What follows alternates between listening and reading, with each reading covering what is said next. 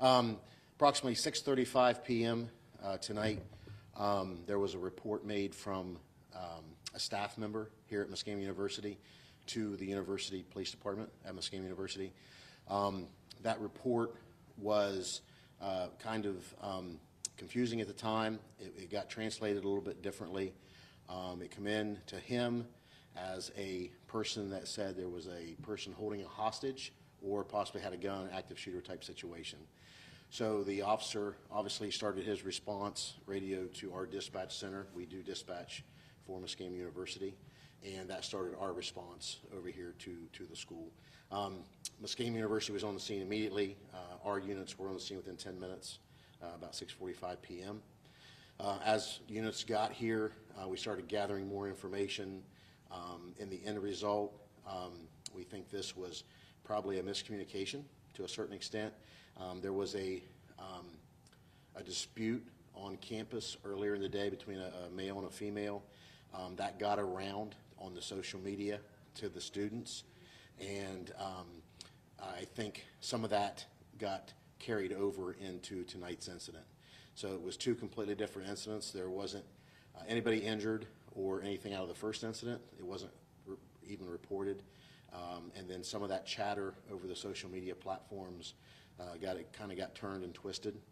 And somebody was talking about that when the staff member heard it, and I think that got kind of misunderstood. But the report went to the police department, and it came to us, and we went ahead and responded. So, obviously in this situation, we would much rather them be safe than sorry.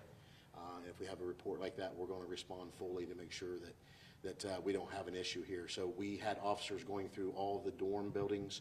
We cleared them out with the kids, documented who was in there, what room they were in, put them in another location, and then we was able to clear the campus and clear the dorm area.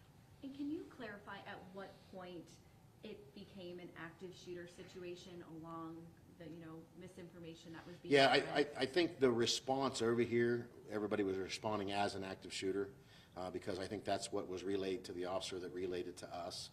So I think that conversation, the staff member heard something, couldn't tell if they actually said a hostage situation or a shooter or shooting or a gun, heard something, reported it to the police department for follow-up. That call got placed, and then we responded over. So a staff member here on campus overheard conversations? Overheard a student talking about this. Okay. And we think they were possibly ad-libbing and bringing some stuff into it from the earlier incident, and that's probably what got misconstrued in this thing. So will there be any charges? Or? At this time, I would say no, but we're still doing follow-up investigation on it. We still have some folks that we want to talk to, and again, nothing, we don't see any immediate threat, nothing in immediate danger at this point, but we will still follow up on the case and find out if there was any more to it.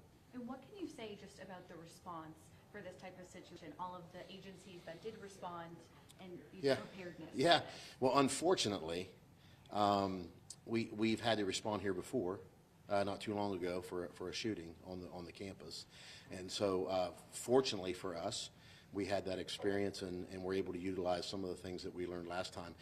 We did have a call out for the staff here at Muskingum University that worked really well. I think all their faculty was, but within 6 minutes, was notified of the incident. And so I think having that unfortunate experience from before gave us a little bit of response. We had Muskingum University's PD, New Concord PD, our Sheriff's Office, and then Noble County Sheriff's Office responded over for assistance, and then OSP was here as well tonight, and then we had New Concord Fire Department, Perry Township Fire Department, and Zanesville Fire Department that responded. So it was a large response, but anytime you hear active shooter in today's times, we're going to go with everybody until we get to the scene.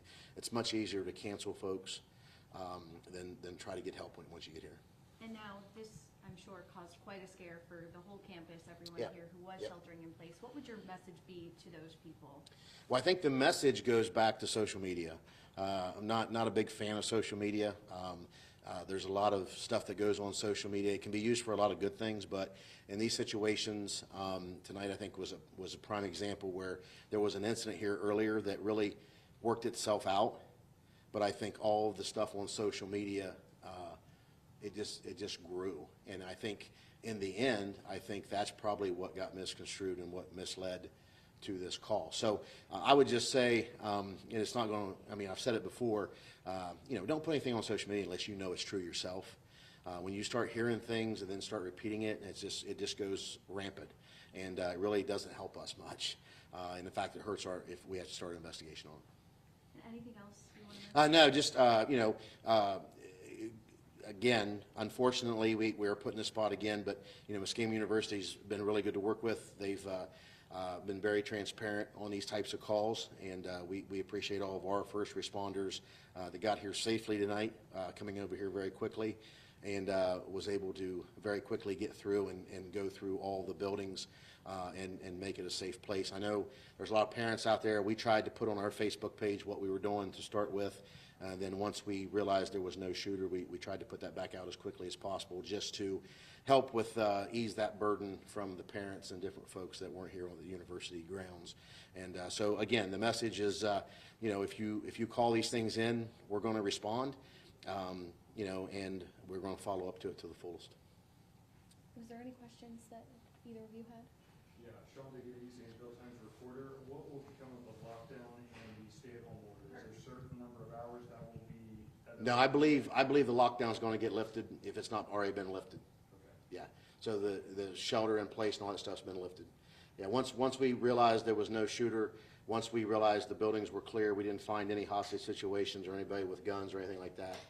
We were pretty sure and safe that we didn't have any issues. So that order is going to be lifted if it hasn't already been lifted. Hi, Braden Steinman, Oregon News. What was the situation with many of the students that had been kind of rounded up near the front and asked questions? Were they friends of the suspect, or were they just around the scene when it happened? Yeah, so great question. What we did is to try to have some type of organization to it as we cleared the buildings and brought students out of their rooms. We had somebody documenting who that was and what room they were in. And so we also had some students that got the alert on their phones and hid in other locations that weren't in their dorm areas. And so once we found those kids, or once they called and said where they were at, we brought them up. We wanted to make sure we had their information just to have that stuff and try to be a little bit more organized. So that's the folks that you've seen probably coming to the front doors and having them write their name down and what dorm they actually stayed in.